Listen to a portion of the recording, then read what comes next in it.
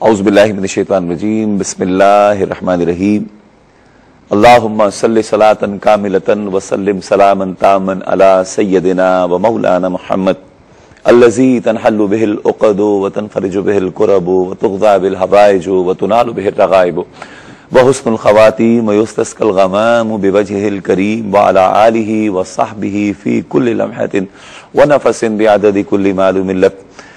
ناظرین محترم، السلام علیکم ورحمۃ اللہ وبرکاتہ۔ میں ہوں آپ کا میزبان شوکت اویسی اور ARYQTV کی لائیو ٹرانسمیشن میں اس وقت آپ پروگرام دیکھ رہے ہیں الاسلام، اور پروگرام کے حوالے سے آپ کے علم میں ہے کہ آپ لائیو کال کے ذریعے ہمیں جوائن کرتے ہیں اور اس پروگرام میں فقہی مسائل کے حوالے سے آپ مفتی محمد شاہد صاحب سے سوال کرتے ہیں۔ کوئی ابہام آپ کے ذہن میں ہو، کوئی الجھن پیدا ہو رہی ہو فقہی مسائل کے حوالے سے، تو آپ کال کیا کرتے ہیں، اور اس پروگرام میں ہم ناظرین محترم کسی ایک موضوع کا انتخاب کر کے اس موضوع کو سمجھنے کی کوشش کر رہے ہوتے ہیں۔ اس بات کے حوالے سے، اس موضوع کے حوالے سے، ٹاپک کے حوالے سے مفتی صاحب کی خوبصورت گفتگو آپ سن رہے ہوتے ہیں، اور پھر اس ساری گفتگو کا مقصد صرف یہ ہوتا ہے ناظرین محترم کہ ہم زیادہ سے زیادہ دین سے قریب ہو جائیں، اور یا اگر کوئی بات ہمارے ذہن میں نہیں ہے کسی اور ہے بھی، اور اس پر اگر کوئی طے جم گئی ہے، کوئی پردہ پڑ گیا ہے، دنیاوی مصائب و مشکلات نے دین سے دور کر دیا ہے، تو یہ ایک ایسی کوشش ہے پروگرام الاسلام کے ذریعے کہ یقیناً انسان کے ذہن و دل میں جب دین کی روشنی پیدا ہوتی ہے تو دیگر تمام اندھیرے جو ہیں وہ چھٹ جاتے ہیں۔ ناظرین کرام، اس پروگرام میں آج جو ہمارا موضوع ہے اس حوالے سے میں یہ عرض کروں گا کہ اللہ رب ذوالجلال نے پوری کائنات میں انسان کو دیگر تمام مخلوقات پر فوقیت دے کر اشرف المخلوقات بنایا، اور پھر اسی انسان کے دامن میں اسلام جیسی عظیم نعمت عطا فرما دی، اور جا بجا اللہ رب ذوالجلال نے اپنے اس سب سے خوبصورت مخلوق اور جسے اشرف المخلوقات کہا اللہ رب ذوالجلال نے بارہا قرآن میں اس کے حسن و جمال کی تعریف کی، اس کے اعمال و اچھے اعمال و افعال کی تعریف کی، اور آپ یقیناً قرآن مجید فرقان حمید اگر کھول کر دیکھا جائے تو احسن تقویم کہہ کر اللہ رب ذوالجلال نے اسی حضرت انسان کی خوبصورت تعریف عطا فرما دی۔ لیکن ناظرین کرام، اسلام کے دامن میں بہت ساری جو خوبصورتیاں ہیں، چھوٹی چھوٹی باتیں ہیں، اور وہ چھوٹی چھوٹی باتیں جو ہیں ناظرین محترم وہ ہمارے عمل میں اگر آ جائیں، ہمارے روزمرہ کی روٹین میں آ جائیں، تو ہماری زندگی کے بڑے بڑے جو مسئلے ہیں، بڑی بڑی جو مشکلات ہیں وہ دور ہو سکتی ہیں۔ مثال کے طور پہ اب جہاں نماز اسلام کی خوبصورتی ہے، جہاں روزہ اسلام کی خوبصورتی ہے، جہاں زکوٰۃ اسلام کی خوبصورتی ہے، جہاں دیگر بڑے بڑے جو احکامات ہیں، جو ارکان ہیں اسلام کے، جو اسلام کی خوبصورتی ہیں، وہیں ایک چھوٹی سی بات یہ بھی ہے کہ یہ بھی کہا جاتا ہے، حکم دیا گیا کہ جب آپ آپس میں ملیں، ملاقات ہو، ایک دوسرے سے ملیں تو سلام کرنے میں پہل کریں۔ اب کہنے کو بہت چھوٹی سی بات ہے ناظرین محترم، لیکن اس سلام کے پیچھے ایک بہت بڑی، یوں سمجھ لیجئے کہ اللہ رب ذوالجلال نے رحمت، سلامتی، خوشی پنہا کر دی ہے، لیکن اسے کوئی اویل کرے جب۔ ہمیں تو یہی نہیں پتا کہ اسلام میں سلام کرنا کب سے رائج ہوا، سلام کے معنی کیا ہے، سلام کا مفہوم کیا ہے، سلام کہتے کسے ہیں، اور کیوں کہا گیا کہ سلام کرنے میں پہل کرو۔ باہمی جب ملاقات ہوتی ہے، باہم ملتے ہیں تو سلام کرنے کے لیے کہا گیا کہ پہلے سلام کیا جائے، اس کے بعد پھر دیگر باتیں۔ لیکن ان سب باتوں کو تو ہم نے چھوڑ دیا ہے نا، فون ریسیو کرتے ہیں اور ہماری بجائے اس کے کہ ہم کوئی سلام دعا کریں، پہلے السلام علیکم ورحمۃ اللہ وبرکاتہ کہیں۔ اب تو ہمارا وتیرہ یہ ہے کہ ہم فون آن کرتے ہی ہاں بھائی کیا حال ہے، ہاں بھائی کیسے ہو، اس انداز کی گفتگو ہوتی ہے، اور پھر زندگی میں اگر ملتے ہیں ایک دوسرے سے تو کوشش یہ کرتے ہیں کہ سامنے والا ہمیں پہلے سلام کرے، ہم کریں نہ کریں، اور ہو سکتا ہے ہم نے سلام کیا تو یہ ہماری بارگاہ میں جو ہے گستاخی ہو جائے گی، ہماری عزت میں کمی آ جائے گی۔ آئیے ناظرین محترم اسی پر بات کریں گے کہ یہ جو سلام کرنا ہے بیسیکلی ہے کیا، اس کا مطلب کیا ہے، مفہوم کیا ہے، معنی کیا ہے، اور اس کی برکتیں کیا کیا ہیں۔ اس پر ہم کلام کریں گے. تشریف فرما ہے ممتاز و محترم عالم دین کے ہمیشہ سے پروگرام کی خوبصورتی رہے ہمارے ساتھ موجود رہتے ہیں, آپ کے سوالات کا جواب بھی دے رہے ہوتے ہیں اور اس انداز کے موضوعات پر گفتگو بھی ہو رہی ہوتی ہے. حضرت علامہ مفتی محمد شاہد مدنی صاحب, السلام علیکم. وعلیکم السلام ورحمۃ اللہ وبرکاتہ. سب خیریت سے ہیں؟ آپ کی دعائیں, آپ خیریت سے ہیں؟ اللہ کا شکر, اللہ کا کرم. کیا کہیں گے مفتی صاحب, یہ جو ہماری زندگی ہے جس کا مقصد اور مطلب صرف ہم نے دولت کمانا, عزت بنانا اور اپنا سٹیٹس بلند کرنا, اور اسی سٹیٹس کے چکر میں اگر ہم سے کوئی کم لیول کا بندہ, کم درجے کا بندہ, کوئی غریب بندہ, کوئی ہمارے مرتبے سے ذرا سا ہلکا بندہ سامنے آ جائے تو ایک دم سے انسان اکڑ جاتا ہے کہ نہیں جی پہلے یہ سلام کرے نا, میں کیوں سلام کروں اسے.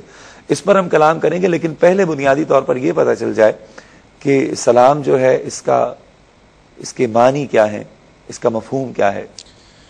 اعوذ باللہ من الشیطان الرجیم, بسم اللہ الرحمن الرحیم. لفظ سلام جو ہے یہ اللہ تبارک و تعالیٰ کے صفاتی ناموں میں سے ایک نام ہے. اور سلام کا معنی ہوتا ہے سلامتی. چونکہ اللہ تبارک و تعالیٰ ہر نقص, عیب اور فنا ہونے سے سلامتی میں ہے, اسی لیے اللہ تبارک و تعالیٰ کا ایک صفاتی نام سلام ہے. صحیح. اور اللہ تعالیٰ نے اسے محبوب رکھتے ہوئے اپنے پیارے محبوب صلی اللہ علیہ وسلم کی امت کو خاص طور پر اور تمام انسانوں کو عام طور پر سلام کا حکم دیا. صحیح. اس کا اگر آپ پس منظر دیکھیے تو اس کا پس منظر یہ ہے کہ جب حضرت آدم علیہ السلام کو اللہ نے تخلیق فرمایا اور اپنی روح حضرت آدم علیہ السلام میں پھونکی, تو اس کے بعد حضرت آدم علیہ السلام نے اللہ کی حمد بیان کی اور کہا الحمدللہ. اس کے بعد اللہ تعالیٰ نے حضرت آدم علیہ السلام سے فرمایا کہ یہ فرشتے ہیں, فرشتوں کا گروہ ہے, آپ ان کے پاس جائیے اور انہیں سلام کیجئے. صحیح. حضرت آدم علیہ السلام ان ملائکہ کے پاس گئے اور انہیں کہا السلام علیکم, تو ملائکہ نے جواب میں وعلیکم السلام کہا. حضرت آدم علیہ السلام لوٹ کر آئے تو اللہ نے فرمایا کہ یہ آپ کا اور آپ کی اولاد کا سلام ہے. وہاں سے یہ سلام چلا. یعنی ایسا تو اسلام سے بہت پہلے, حضرت آدم کے دور سے. دیکھیں اسلام سے پہلے ان معنوں میں کہ نبی کریم صلی اللہ علیہ وآلہ وسلم کی بعثت سے پہلے سلام تھا. ورنہ یہ بات بھی پیش نظر رکھنی چاہیے کہ قرآن میں اللہ نے فرمایا کہ ان الدین عند اللہ الاسلام, کہ جو دین ہے وہ اللہ کے نزدیک اسلام ہی ہے. لہذا حضرت آدم سے لے کر آج تک جتنے بھی ادیان آئے وہ سب اسلام ہیں, ان میں سے کوئی بھی دین اسلام سے خارج نہیں ہے. وہ جو دین تھا حضرت آدم علیہ السلام کا وہ بھی دین اسلام تھا, حضرت موسیٰ علیہ السلام کا جو دین ہے وہ بھی دین اسلام ہے. نبی کریم صلی اللہ علیہ وآلہ وسلم کی اگر آپ ذات گرامی کو لیں تو میرے خیال میں, بلکہ میرے خیال میں کیا یہ حقیقت بات ہے کہ نبی کریم صلی اللہ علیہ وسلم سے بڑھ کر کوئی عظمت والی ذات تو ہو نہیں سکتی. اس کے باوجود آپ صلی اللہ علیہ وسلم کی عادت کریمہ یہ تھی کہ آپ ہمیشہ سلام میں ابتدا کیا کرتے تھے. تو اگر آج کسی کے ذہن میں یہ خیال آتا ہے کہ میں پہلے سلام کیوں کروں, یا پہلے سلام کرنے کی وجہ سے میرا کوئی مقام نیچے ہو جائے گا, تو اسے ذات رسول کو دیکھنا چاہیے. پھر اسی طرح سلام چونکہ اللہ تبارک و تعالیٰ کا صفاتی نام ہے, اسلام دین سلامتی ہے, اور مختلف قوموں میں مختلف انداز ہوتے ہیں ملنے کے, لیکن اسلام کتنا پیارا دین ہے کہ آپ کی مجھ سے ملاقات ہوئی تو آپ کی زبان سے جو پہلا جملہ اسلام نے نکالنے کا حکم دیا وہ یہ ہے کہ السلام علیکم, آپ پہ سلامتی ہو. اب آپ دیکھیں اگر آپ مجھے اردو کے اندر اس لفظ کو آپ لیں, آپ پر سلامتی ہو, ہر ملاقات میں آپ مجھے کہیں کہ آپ پر سلامتی ہو, تو میرے دل میں آپ کی محبت یقیناً پیدا ہوگی کہ آپ جب بھی ملتے ہیں تو میرے لیے سلامتی کی دعا کرتے ہیں. تو ہمیں یہ سوچ اسی لیے دی گئی ہے کہ ہماری آپس میں ایک دوسرے کے دلوں میں محبت بیدار ہو, جب بھی ایک دوسرے سے ملیں تو السلام علیکم کہیں. اور یہی عادت تھی صحابہ کرام کی. ایک شخص آیا تو کسی نے کہا السلام علیکم, اس کے جواب میں کہا گیا وعلیکم السلام, تو فرمایا اس کے لیے 10 نیکیاں ہیں. نبی کریم صلی اللہ علیہ وسلم نے فرمایا اس کے لیے 10 ہیں.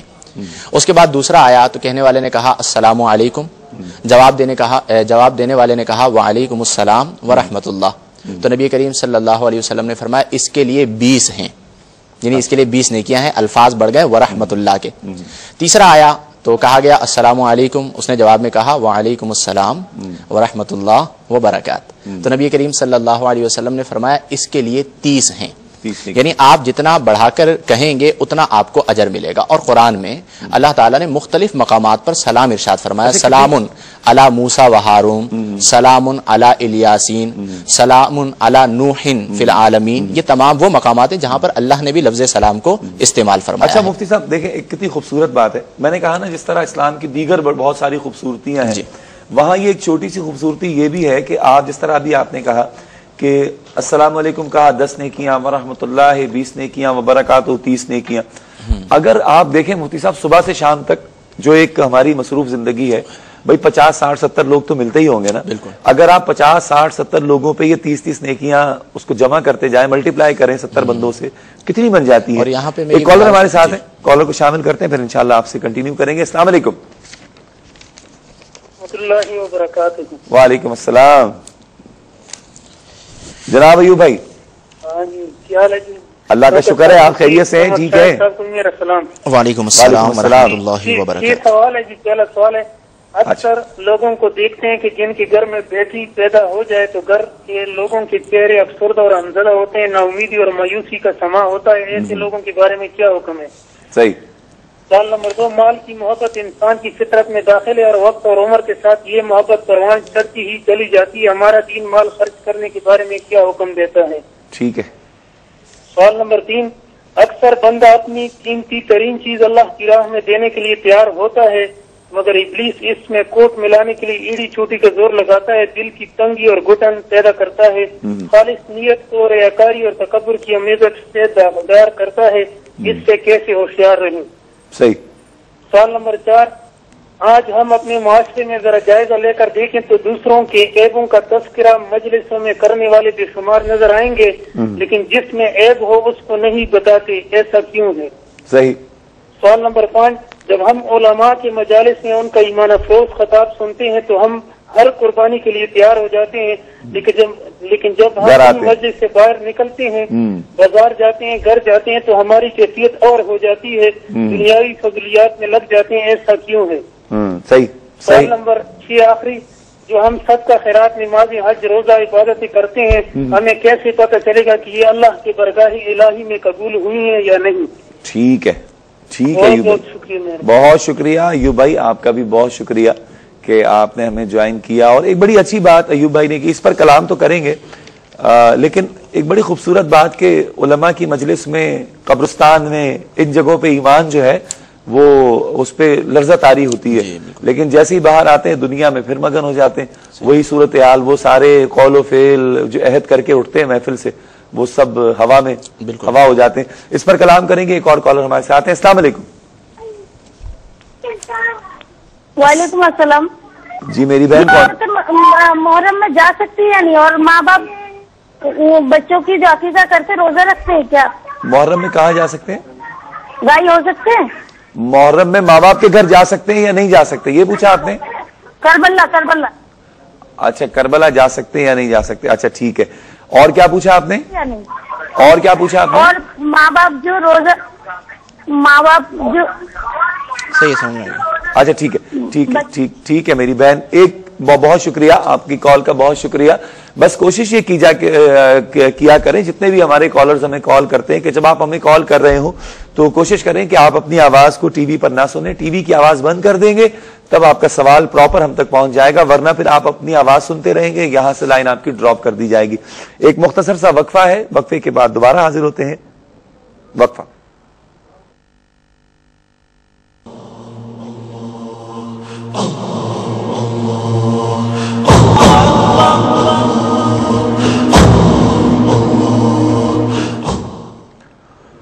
خوش آمدید ناظرین کرام. پروگرام آپ دیکھ رہے ہیں الاسلام، اور مفتی محمد شاہد مدنی صاحب تشریف فرما ہیں. سوالات بھی آپ کے لکھے جا چکے ہیں اور مزید کالز بھی آپ کی شامل کریں گے.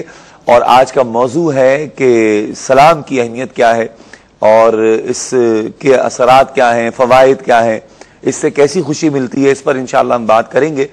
ایک کالر ہمارے ساتھ ہے، شامل کر لیتے ہیں. السلام علیکم. وعلیکم السلام سر جی، ہم دبئی سے کال کیا ہے. دبئی سے کون صاحب بول رہے ہیں؟ جی عامر بھائی بول، ہمارا تعلق وزیرستان سے ہے. اچھا ماشاءاللہ. ہمارا ایک سوال ہے مفتی صاحب سے. جی پوچھیں.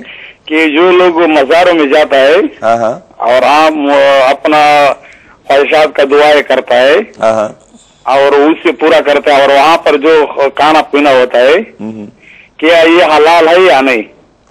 अच्छा ठीक है, कुछ और पूछेंगे? बहुत शुक्रिया, दुबई से आपने हमें ज्वाइन किया, आपका बहुत शुक्रिया। एक और कॉलर हमारे साथ लाइन पर हैं, शामिल करते हैं। अस्सलाम वालेकुम।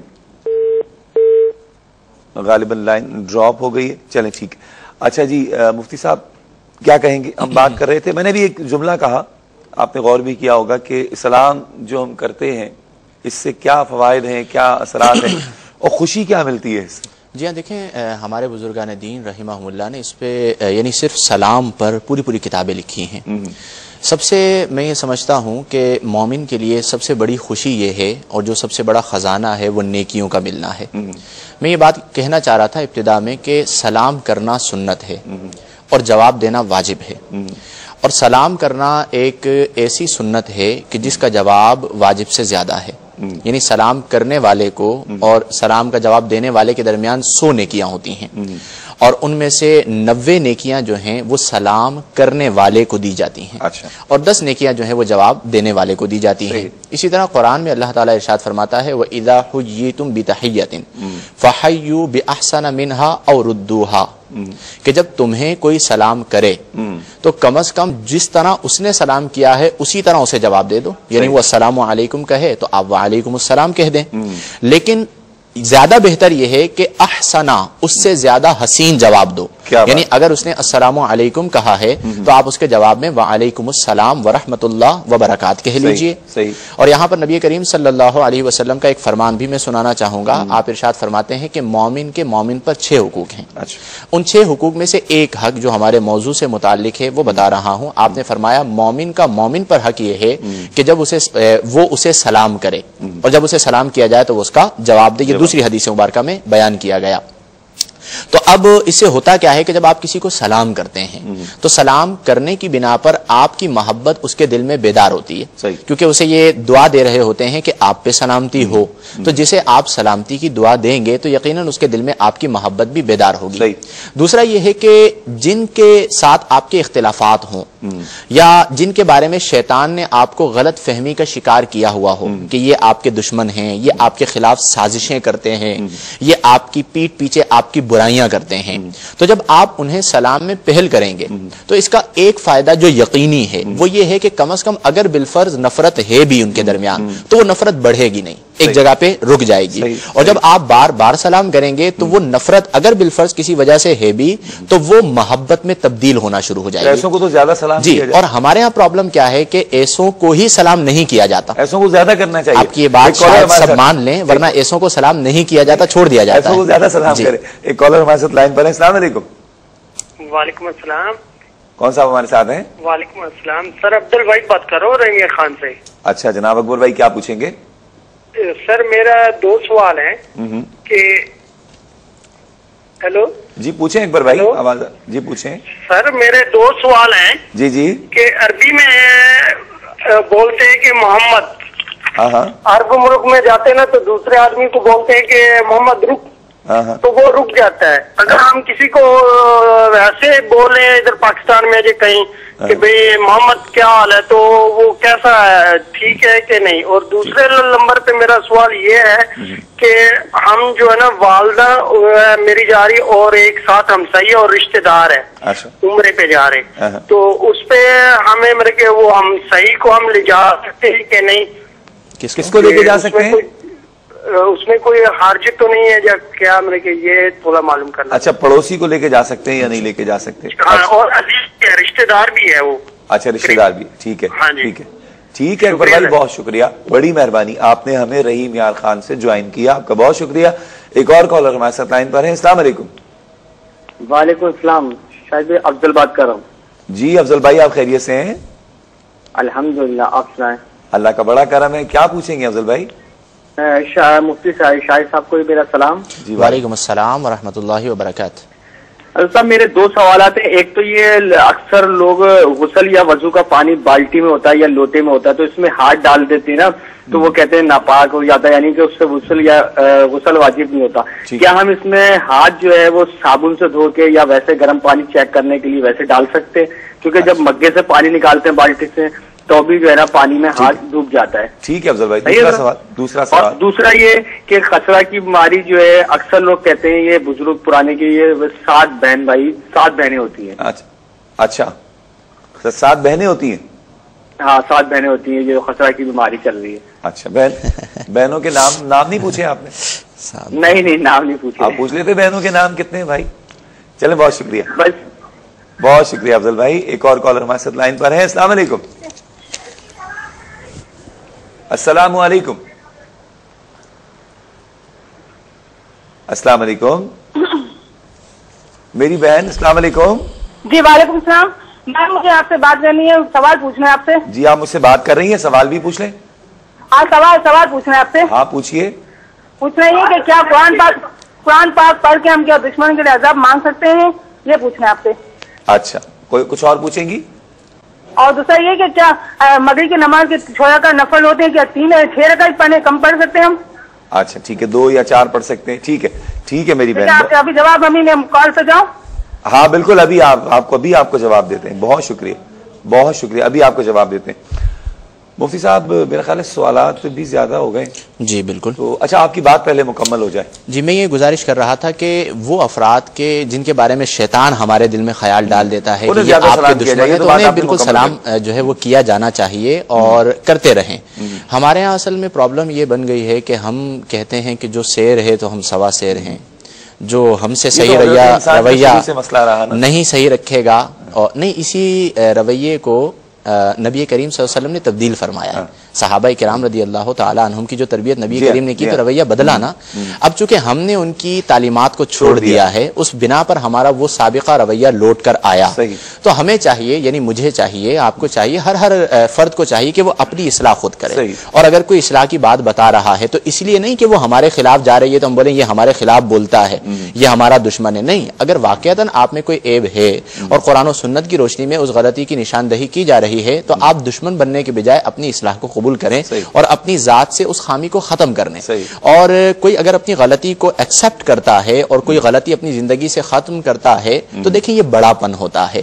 اس کی وجہ سے کسی کی ذات چھوٹی نہیں ہوتی یا وہ اعتراض کے قابل نہیں ہوتا. تو اس لیے ہر ایک کو اپنی اصلاح کرنی چاہیے. اور بالخصوص سلام کے معاملے میں تو سلام کو نبی کریم صلی اللہ علیہ وسلم نے فرمایا کہ افشوا السلام, سلام کو عام کرو. لہذا ہمیں اپنے معاشرے میں سلام کو عام کرنا چاہیے. اور جو ہمارے بچے ہیں وہ ہمیں دیکھ کر سیکھتے ہیں, تو جب بڑے بھی سلام کریں گے تو انشاءاللہ ہمارے معاشرے میں سلام ہی عام ہوگا. ہیلو ہائے سے بچیں. جی ہاں, جو ہم ہیلو ہائے کر رہے ہوتے ہیں, فون بھی اگر کسی کا آتا ہے, اس طرح میں نے انٹرو میں بھی کہا تھا کہ جب کال آتی ہے تو بجائے اس کے کہ سلام کیا جائے شروع ہو جاتے ہیں ہاں جی. دیکھیں مومن جو ہوتا ہے نا وہ نیکیوں کا حریص ہوتا ہے. آپ نے بولنا تو ہے, تو اگر آپ کے پاس کال آئی اور آپ نے کہا السلام علیکم, وہ 30 نیکیاں حاصل کرنے کا کتنا 90 نیکیاں مل گئیں. اس کو آپ نے مفت میں نیکیاں دے دی, اس نے کہا وعلیکم السلام, کیونکہ دیکھیں جب سلام کیا جائے گا نا تو سامنے والا جواب ضرور دے گا, تو اسے بھی 30 نیکیاں مل جائیں گی. تو اس لیے کوشش یہ کرنی چاہیے 10 نیکیاں یا 30 نیکیاں یا 20 نیکیاں, جتنا وہ جواب دے گا. تو سلام کو بہرحال عام کرنا چاہیے. اچھا ایک بات اور بتا دیں لگے ہاتھوں کہ کہا جاتا ہے مثال کے طور پہ بہت سے لوگوں کی عادت ہوتی ہے, میں کہتا ہوں السلام علیکم, السلام علیکم, جو طریقہ ہے کہنے کا. بہت سے لوگ جو ہے وہ جواب جب دیتے تو وعلیکم السلام, وعلیکم السلام کر کے کہہ دیتے ہیں, مطلب پورا جواب نہیں دیتے. وہ بس وہ ایک اپنی وہ سمجھتے ہیں, یا ان کی ایک عادت ہوتی ہے, یا سلام کرنے والا بجائے السلام علیکم کہنے کے کہتا السلام علیکم. جی السلام علیکم. ہوتا یہ ہے کہ بعض اوقات جو ہے وہ کامیابی کا جو نشہ ہوتا ہے نا وہ حواس معطل کر دیتا ہے. بعض اوقات بندہ اگر کسی بڑے مقام پہ پہنچ جاتا ہے تو اس کے حواس اس کے قابو میں نہیں رہتے, تو وہ شاید یہ سمجھتا ہے کہ جو میرے تحت ہیں یا جو میرے تابع ہیں یا جو میرے نیچے ہیں, چاہے میں انہیں جواب دوں یا نہ دوں مجھ پہ کوئی فرق نہیں پڑتا, میں تو بڑی شخصیت ہوں. تو دیکھیں سلام کے جواب دینے کا تعلق آپ کی شخصیت کے ساتھ نہیں ہے, ایک بات. دوسری بات یہ ہے کہ یہ تو سنت کریمہ ہے. تیسری بات یہ ہے کہ یہ آپ کے دین کا حصہ ہے. تو اور یہ عربی زبان ہے، اور آپ کو یہ معلوم ہونا چاہیے کہ پوری دنیا کی لینگویجز میں عربی زبان وہ زبان ہے کہ جس میں اگر ایک حرف کی تبدیلی آ جائے تو معنی بعض اوقات فاسد ہو جاتا ہے، صحیح، بلکہ بعض اوقات ایک زبر زیر کی تبدیلی بھی جو ہے وہ معنی کو برباد کر دیتی ہے. جیسے سورہ فاتحہ ہے، اللہ نے فرمایا صراط الذین انعمت علیہم، اگر اس انعمتا کو تا کو اگر کوئی تو کر کے پڑھ لیتا ہے کہ انعمت علیہم تو معنی فاسد ہو جائے گا، نماز فاسد ہو جائے گی کہ میں نے جن پر انعام کیا، حالانکہ معنی یہ ہے کہ انعمتا جن پر تو نے انعام فرمایا ہے. تو اسی طرح یہ جو الفاظ بگاڑ کر کہتے ہیں، منہ میں کہتے ہیں، اور بعض اوقات آپ جواب دے رہے ہیں تو آپ پر تپاک طریقے سے دیجئے نا، آپ سوجے ہوئے منہ کے ساتھ کیوں جواب دیتے ہیں؟ آپ سامنے والے کو کیا اس کی کم مرتبہ ہونے کا احساس دلوانا چاہتے ہیں؟ تو یہ یاد رکھنا چاہیے کہ دیکھیں ہو سکتا ہے کوئی دنیا میں ظاہری اعتبار سے ہم سے کم مرتبہ ہو، لیکن اللہ کی بارگاہ میں اس کا مقام بہت اعلیٰ ہو، کیونکہ نبی کریم صلی اللہ علیہ وسلم فرماتے ہیں کہ کچھ لوگ وہ ہوتے ہیں جو پراگندہ بال اور پراگندہ لباس ہوتے ہیں، لیکن اللہ کی بارگاہ میں ان کا مقام یہ ہوتا ہے کہ اگر وہ اللہ کی ذات پہ قسم کھا لیں تو ابر رہا اللہ تعالیٰ ان کی قسم کو ضرور پورا فرماتا ہے. تو کم از کم اتنا تو ہے نا کہ وہ اللہ کے بندے ہیں اور رسول اللہ کے امتی ہیں. تو میرے خیال میں کسی کی عزت کرنے کے لیے اتنی بات کافی ہے کہ وہ ہمارے خدا کا بندہ ہے اور ہمارے آقا کا امتی ہے، آپ اسے صحیح طرح جواب دیجیے. صحیح جواب بھی نہیں دیا جاتا، بعض اوقات تو مفتی صاحب صرف سر ہلا دیا جاتا ہے یا وہ ایک مخصوص اشارہ کر دیا جاتا ہے کہ بس ہم نے سن لیا آپ کا سلام. حالانکہ کتنی حسین بات کہ آپ کو نیکیاں مل رہی ہیں اور بڑا آسان ذریعہ. ہمارا مقصود میں یہ لازمی ضروری بات ہے کہ ہمارا مقصود معاذ اللہ کو یہ نہ سمجھے کہ کسی پہ تنقید کرنا ہے، ہمارا مقصود ہے اصلاح، اور یہ چونکہ قرآن سنت کی بات ہے تو ہم اس کے تحت آپ کو بتا رہے ہیں. اگر واقعتاً یہ خرابی کسی میں ہے تو کشادہ دلی کے ساتھ اس خرابی کو اپنے اندر سے ختم دور کرے. اور اس میں تو اللہ بھی راضی ہوگا ناظرین محترم، اللہ بھی راضی، اس کا رسول بھی راضی. اور پھر آپ کر کے تو دیکھیں، آپ کی زندگی میں بہت ساری بہاریں آ جائیں گی، بہت سارے اختلافات ختم ہو جائیں گے. وہ لوگ کہ جن سے آپ کو فوائد ہو سکتے ہیں اور وہ آپ کے اس رویے کی وجہ سے آپ سے دور ہے، ہو سکتا ہے کہ آپ کا رویہ اچھا ہو تو وہ آپ پہ مہربان ہو جائے. تو اپنا کم از کم کام بندہ اچھا کرتا رہے، باقی اس کا نتیجہ اللہ پر چھوڑ دے. ایک کالر ہمارے ساتھ لائن پر ہے. السلام علیکم. السلام علیکم. میرے 5 سوال ہیں مفتی صاحب سے. اچھا جی، بسم اللہ، پہلا سوال کیجئے. پہلا سوال یہ کہ لوگ حج یا عمرے پہ جب جاتے ہیں تو وہاں سے کفن اپنا لے کے اور آب زمزم میں ڈبو کے اس کو سکھا کے لے آتے ہیں، تو کیا ایسا کرنے سے چیز وغیرہ کا کوئی یعنی ہو سکتا ہے یا نہیں؟ اچھا. اور دوسرا سوال یہ کہ درود پاک بہت چھوٹا مختصر جو ہوتا ہے صلی اللہ علیہ وآلہ وسلم، تو یہ کیا یہ درود شریف پڑھنے سے بھی پوری 10 نیکیاں اور 10 گناہ معاف اور یہ پورا اس کا ثواب ملتا ہے؟ اور تیسرا سوال میرا یہ ہے کہ نیت اگر سنت کی کر لی اور فرض یا وتر پڑھنے تھے اور یاد آیا کہ میں تو نیت کر لی، تو پھر اس کے لیے کیا حکم ہوگا؟ اور 5واں سوال ہے کہ نہیں چوتھا سوال کی بیل جو ہے حضرت یونس علیہ السلام کے لیے نکلی تھی یا آپ صلی اللہ علیہ وآلہ وسلم کا دانت مبارک شہید ہوا تھا تو وہاں سے کیا نکلی تھی؟ کیا چیز؟ اور 5واں سوال یہ کہ سجدہ سہو اگر شک میں بندہ ہو آپ نے چوتھے سوال میں نہیں کیا، چوتھے سوال میں آپ نے کیا پوچھا، کیا نکلی تھی؟ چوتھا سوال کیا تھا آپ کا؟ چوتھا سوال یہ کہ کدو کی بیل جو ہے، کدو کی بیل جو تھی سبزی، وہ ٹھیک ہے سمجھ میں آ گیا. پانچواں سوال میری بہن. 5واں سوال ہے کہ سجدہ سہو اگر ہمیں شک میں ہو کہ پتہ نہیں کیا نہیں کیا تو کیا دوبارہ ہم کر سکتے سجدہ سہو؟ اچھا ٹھیک ہے میری بہن، بہت شکریہ میری بہن، آپ نے ہمیں جوائن کیا اور آپ نے 5 سوالات کیے، آپ کا بہت شکریہ. ناظرین کرام، ایک مختصر سا وقفہ ہے، وقفے سے جیسے ہی ہم لوٹیں گے تو مفتی صاحب انشاءاللہ آپ کے سوالات کے جوابات دینا شروع کریں گے. تو آپ توجہ سے سنیے کہ مفتی صاحب نے آپ کے سوالوں کے کیا جوابات دیں گے انشاءاللہ، تو اسے توجہ سے سنیے گا تاکہ صرف سوال کرنا ہی مقصود نہ ہو بلکہ جواب سے کچھ حاصل بھی کیا جائے. حاضر ہوتے ہیں ایک مختصر سے وقفے کے بعد، اس کے جوابات انشاءاللہ مفتی صاحب دیں گے. بسم اللہ مفتی صاحب، سوالات بہت سارے ہیں اور جواب. ایوب بھائی نے کال کی تھی، ان کا پہلا کویشچن یہ تھا کہ لوگوں کے یہاں جب بیٹیاں پیدا ہوتی ہیں تو وہ افسردہ ہو جاتے ہیں، ان کے لیے کیا حکم ہوگا؟ دیکھیں بیٹی جو ہے وہ اللہ کی طرف سے رحمت ہوتی ہے، بیٹا نعمت ہوتا ہے. نبی کریم صلی اللہ علیہ وآلہ وسلم نے بیٹیوں کو وجہ شفاعت بنایا کہ جن کی بیٹیاں ہوں گی روز قیامت اللہ تعالیٰ کی بارگاہ میں وہ اپنے والدین کی شفاعت کریں گی. تو یہ اللہ تبارک و تعالیٰ کی عطا ہے، بیٹیوں پہ خوش ہونا چاہیے اور یہ مت سوچئے کہ بیٹیوں کو کما کے کھلا کھلائیں گے کہاں سے؟ بعض اوقات بیٹے جو ہے وہ نکھٹو ہوتے ہیں اور الٹا گلے میں آ جاتے ہیں بعض اوقات، اور بیٹیاں ہی آخر میں والدین کو سنبھالتی ہیں۔ تو بیٹیاں جب اللہ تعالیٰ آپ کو عطا فرماتا ہے تو ان کا رزق بھی دیتا ہے۔ ان لوگوں کو دیکھیں کہ جنہیں اللہ نے بیٹیاں دی ہیں تو اللہ نے وسعت کے ساتھ، کشادگی کے ساتھ انہیں رزق بھی دیا ہے۔ دوسرا کویشچن ان کا یہ تھا کہ مال کی محبت ہماری فطرت میں داخل ہے تو کیا کریں؟ جی دیکھیں، دنیا میں جب انسان بستا ہے، رہتا ہے، تو مال کی محبت اس کے دل میں ہوتی ہے، لیکن کوشش یہ کرنی چاہیے کہ مال کی محبت اس کے دل میں غالب نہ آئے۔ اس کی وجہ یہ ہے کہ جب مال کی محبت غالب آ جاتی ہے نا تو بندہ مال کی محبت کے لیے بیجا تعریفات شروع کر دیتا ہے، فساق کی، فجار کی، مال کی محبت میں ڈکیتیوں میں لگ جاتا ہے، چوریوں میں لگ جاتا ہے، اور اس کے علاوہ بہت سارے معاملات ہیں جو مال کی محبت کی وجہ سے ہوتے ہیں، اور اس کے اندر سے بھی آواز آ رہی ہوتی ہے کہ بھائی جو تو کر رہا ہے وہ غلط کر رہا ہے، لیکن وہ مال کے حصول کے لیے کر رہا ہوتا ہے۔ تو مال کی محبت ہوتی ضرور ہے، ضرورت کے مطابق مال ہونا بھی چاہیے کہ آپ کے بچے کسی کے محتاج نہ ہوں، لیکن مال کی محبت اتنا غالب آ جانا کہ آپ مال ہی کی محبت میں دن رات مگن رہیں اور اللہ کی عبادت کو چھوڑ دیں، یہ مناسب طریقہ کار نہیں ہے۔ تیسرا کویشچن ان کا یہ تھا کہ بندہ جو ہے وہ اللہ کی راہ میں قیمتی شے صدقہ کرنا چاہتا ہے، لیکن نفس جو ہے وہ پریشان ہو جاتا ہے اور نفس اجازت نہیں دیتا، بندہ ان خیالات کے ساتھ لڑتا ہے، تو اس کے لیے کیا حکم ہوگا؟ تو دیکھیں یہ بات تو درست ہے کہ جب بھی آپ کوئی اچھا کام کریں گے تو آپ کا نفس اس کی مخالفت کرے گا۔ نفس کو کی مخالفت کو آپ خاطر میں نہ لائیے، آپ یہ دیکھیں کہ آپ جو کام کرنے جا رہے ہیں وہ کام درست ہے یا نہیں۔ اگر وہ کام درست ہے، آپ کے رب کو راضی کرنے والا ہے، تو یقیناً شیطان اور نفس تو اس سے ناراض ہی ہوں گے۔ ایسا نہیں ہو سکتا کہ آپ رب کی رضا والا کوئی کام کریں اور نفس و شیطان ناراض نہ ہوں، تو بالکل آپ انہیں ناراض ہونے دیں، اور آپ اگرچہ دل پریشان طبعی طور پر ہو رہا ہو پھر بھی آپ صدقہ کر دیں، کیونکہ صدقہ کرنے کے بعد جو آپ کو سکون ملے گا وہ ایک ایسا سکون ہوگا کہ جو ہمیشہ کے لیے آپ کے دل کو مطمئن کر دے گا۔ صحیح۔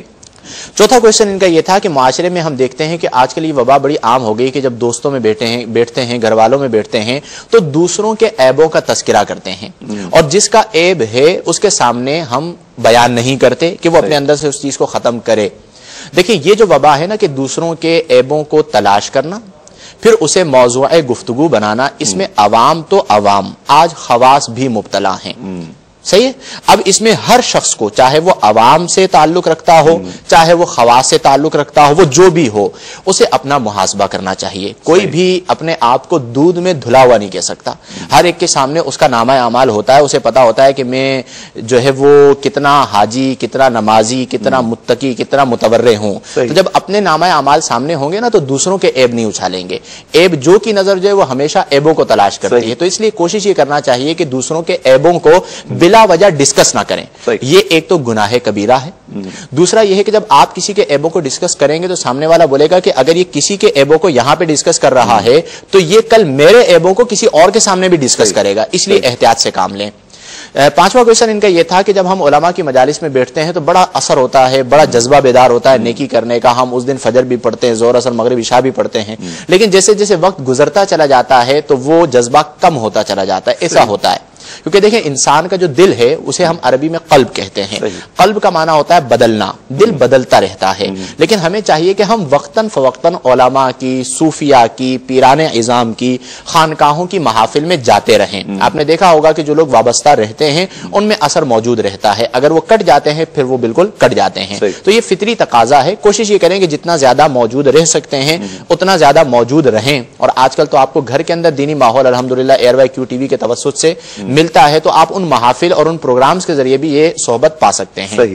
لاسٹ کویشچن ان کا یہ تھا کہ ہم جب صدقہ و خیرات کرتے ہیں تو ہمیں کیسے پتا چلے گا کہ ہمارا یہ صدقہ و خیرات مقبول ہوا یا نہیں ہوا؟ دیکھیں یہ بات آپ کو ایک مفتی صاحب بتائیں گے، وہ مفتی صاحب ہمارے دل ہیں۔ نبی کریم صلی اللہ علیہ وسلم نے فرمایا کہ استفتی من قلبک، کہ تم اپنے دل سے فتوا لو۔ تو یہ قبولیت ہوئی یا نہیں ہوئی یہ آپ دل کے مفتی سے پوچھئے۔ جہاں پر آپ صرف للہ فی اللہ دیتے ہیں تو اندر سے آپ کا دل مطمئن ہوتا ہے، وہ آپ کو اشارہ دے رہا ہوتا ہے کہ ہاں یہاں پر جو تم نے بات بولی ہے یا یہاں پر جو تم نے کام کیا ہے یہ بالکل درست کیا ہے، تو وہ بالکل مقبول ہوتا ہے اور یہ دلیل بنتی ہے۔ اسی طرح اللہ کا جب آپ ذکر کر رہے ہوتے ہیں تو بعض اوقات آپ پہ کپ کپی طاری ہوتی ہے، یہ جو کپ کپی کا طاری ہونا ہوتا ہے یہ بھی اس بات کی دلیل ہوتی ہے کہ اللہ کا ذکر جو ہے وہ آپ کی اللہ کی بارگاہ میں مقبول ہو گیا. تو اس لیے اور جو بھی عمل کریں تو اللہ کی بارگاہ میں یہ دعا کیا کرے کہ مولا اس عمل کی توفیق تو نے دی ہے, اسے قبول بھی تو فرما لے. ہم اچھی نیت کے ساتھ کہاں کر پاتے ہیں بعض اوقات, اس لیے اللہ کی بارگاہ میں دعا کرے کہ مولا تو قبول فرما لے, تو انشاءاللہ ضرور مقبولیت ہوگی.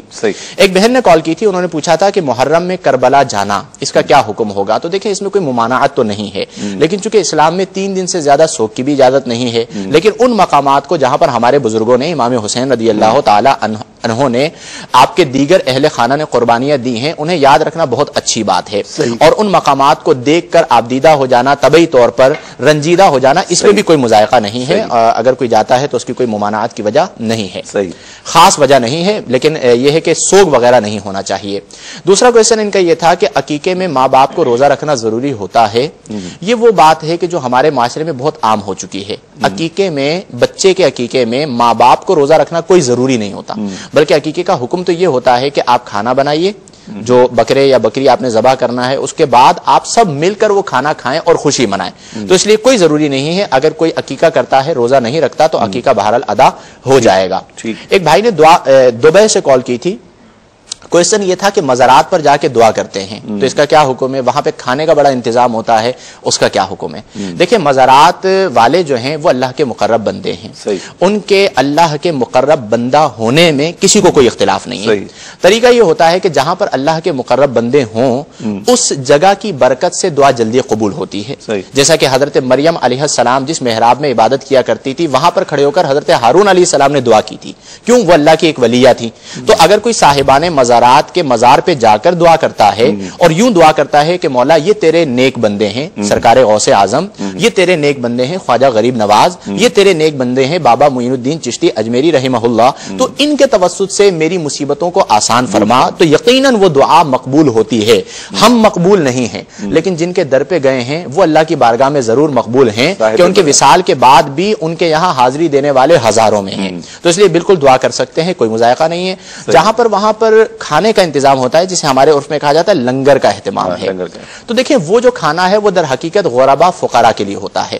اس کی وجہ یہ ہوتی ہے کہ جو یہ صاحبان مزار ہیں جب یہ اپنی زندگی میں تھے تو یہ کثرت کے ساتھ غربا فقراء کو کھانا کھلایا کرتے تھے. تو جب ان کا وصال ہو گیا تو اللہ نے ان کے مریدوں کے ذریعے, ان کے چاہنے والوں کے ذریعے اس چیز کو باقی رکھا. لہٰذا اگر وہ غریب و فقیروں کو کوئی کھانا کھلاتا ہے تو میں یہ سمجھتا ہوں کہ شرعی طور پر اس میں کوئی مذائقہ نہیں ہے. اور اگر کوئی وہاں سے لنگر لے کر کھا لیتا ہے اور اس میں عموم میں جو بھی آئے وہ لنگر لے سکتا ہے, تو اس میں شرعی طور پہ کوئی مذائقہ نہیں ہے. لیکن اگر خاص طور پر غربا فقراء کو دیا جائے تو یہ بہت اچھی بات ہے کہ اس سے ثواب ملتا ہے, اور ثواب صاحب مزار کی خدمت میں پیش کیا جاتا ہے, وہ خوش ہوتے ہیں.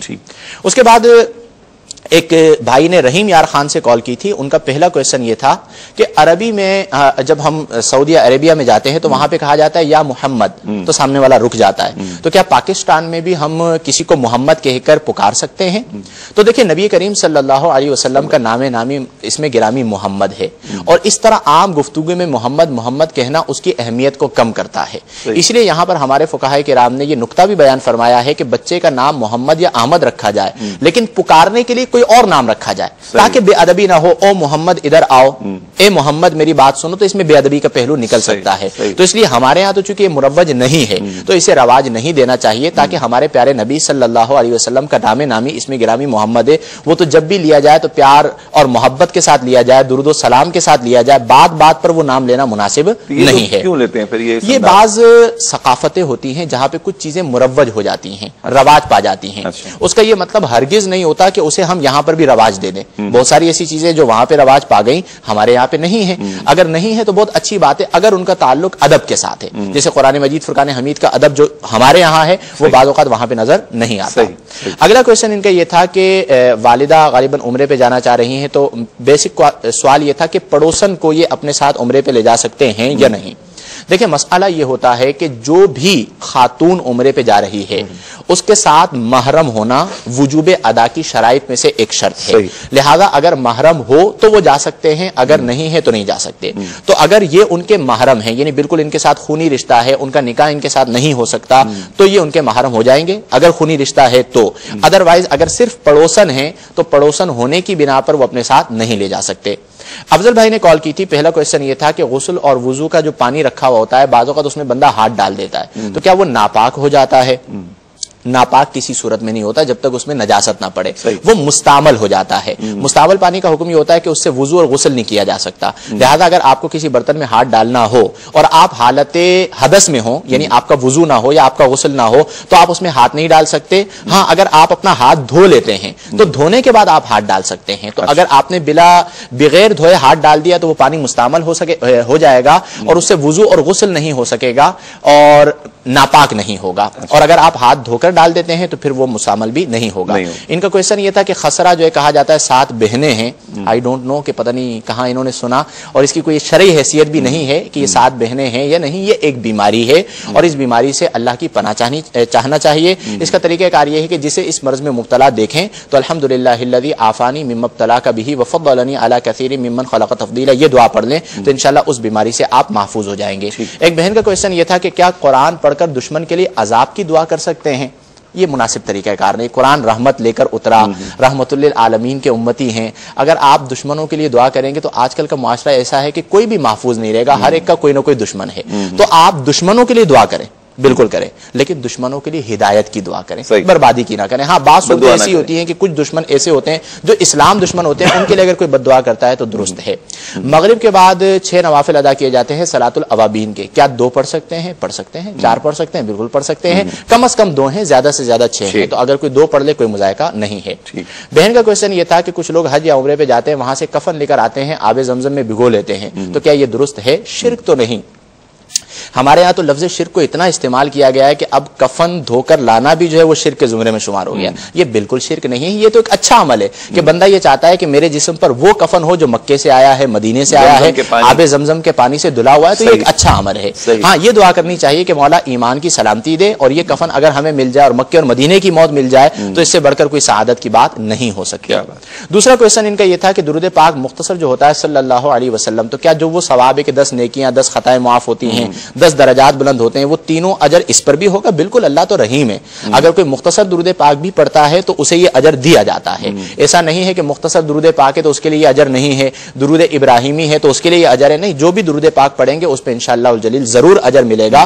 اللہ تبارک و تعالی کی رحمت بہا نامی جویت، اللہ کی رحمت بہانہ می جویت، اللہ کی رحمت بہا یعنی قیمت نہیں مانگتی، بہانہ مانگتی ہے کہ میں اپنے بندے پر برس پڑھوں۔ اللہ پاک، میں اس حوالے سے عرض کروں گا کہ مختصر اور طویل جو درود پاک ہے، جی بات یہ ہے کہ اگر مختصر بھی پڑھ رہے ہیں اور حضوری قلب کے ساتھ اور آقا کریم صلی اللہ تعالی علیہ وآلہ وسلم کے دربار گوہربار کا ذہن میں تصور رکھتے ہوئے، حضور کا تصور رکھتے ہوئے جو جتنی توجہ سے پڑھے گا اس پہ میرا خیال ہے زیادہ رحمت اور کرم۔ بالکل۔ آخری کویشچن ان کا یہ تھا کہ نیت سنت کی کر لی، پڑھنے تھے فرض یا وتر، تو کیا فرض یا وتر ادا ہو جائیں گے؟ جی نہیں، دیکھیں جو آپ نماز پڑھ رہے ہیں اس کے لیے نیت شرط ہے، تو آپ کی نیت جو ہے وہ فرض اور وتر کی ہوگی تبھی ہوں گے۔ ہاں اگر آپ کی نیت وہ ہے اور زبان سے غلطی سے سنت نکل گیا، یعنی آپ فرض پڑھنے کے لیے کھڑے ہوئے اور غلطی سے سنت نکل گیا تو پھر نماز ہو جائے گی، لیکن اگر آپ نے نیت ہی سنت کی کر لی اور پڑھنے آپ کو فرض ہیں تو پھر فرض ادا نہیں ہوں گے، آپ کو دوبارہ نماز پڑھنی پڑے گی، کیونکہ نیت جو ہے وہ نماز کے لیے شرط ہے۔ تسبیح، بھائی نے پوچھا تھا کہ یا بہن نے کال کی تھی کہ کدو کی جو بیل ہے یہ نبی کریم صلی اللہ علیہ وسلم کے دانت مبارک ٹوٹنے پہ نکلی تھی، یہ حضرت یونس علیہ السلام کے حوالے سے، تو اس کا تعلق حضرت یونس علیہ السلام کے حوالے سے ہے، یہ بات درست ہے، دانت مبارک کے ساتھ نہیں۔ آخری کویشچن یہ تھا کہ سجدہ صاحب میں شک ہو تو کیا دوبارہ کریں گے؟ دیکھیں شک سے یقین زائل نہیں ہوتا، جب تک آپ کو یقین نہ ہو جائے، کنفرم نہ ہو جائے، تب تک آپ جو ہے وہ سجدہ صاحب نہ کریں، جب آپ کو یقین ہو جائے تو آپ سجدہ صاحب کریں، صرف وسوسے کی پیروی کرنا یہ مناسب نہیں ہوتا۔ ٹھیک، بہت شکریہ مفتی صاحب، آپ کا بہت شکریہ۔ ناظرین کرام، پروگرام کا وقت بالکل تمام ہو چکا، اور بس میں چلتے چلتے صرف یہ کہوں گا کہ کوشش کریں، ہمارے ذہن و دل و دماغ میں یہ ہوتا ہے کہ جی زندگی تو جب موت آئے گی، جب دیکھی جائے گی، دنیا سے چلے جائیں گے پھر بات کی بات ہے، لیکن خدا را اس سوچ کو تبدیل کریں، اور جو چھوٹی چھوٹی نیکیاں سلام کی صورت میں، نماز کی صورت میں، دیگر اپنے پڑوسیوں کا خیال رکھنے کی صورت میں، قرابت داروں سے محبت کی صورت میں چھوٹی چھوٹی نیکیاں جو مل رہی ہیں انہیں جمع کرتے جائیں۔ کچھ نہیں پتا کہ کل بروز محشر کیا عالم ہو، اور 1-2 نیکیوں سے ہی ہمارا کام جو ہے بجائے جنت میں جانے کے جہنم کی طرف دھکیل دیا جائے۔ الحفیظ المان اللہ پاک وہ مراحل ہم پر بہت اچھے فرمائے، اور مجھے یقین ہے انشاءاللہ جو آقا کریم صلی اللہ تعالی علیہ وآلہ وسلم کے غلام ہیں، حضور کا کلمہ پڑھنے والے ہیں، جنت میں ہی جائیں گے۔ کوشش کیجئے کہ سلام کو اپنے گھروں میں عام کیجئے۔ اپنے میزبان شوکت اویسی کو اجازت دیجئے۔ اللہ نگہبان۔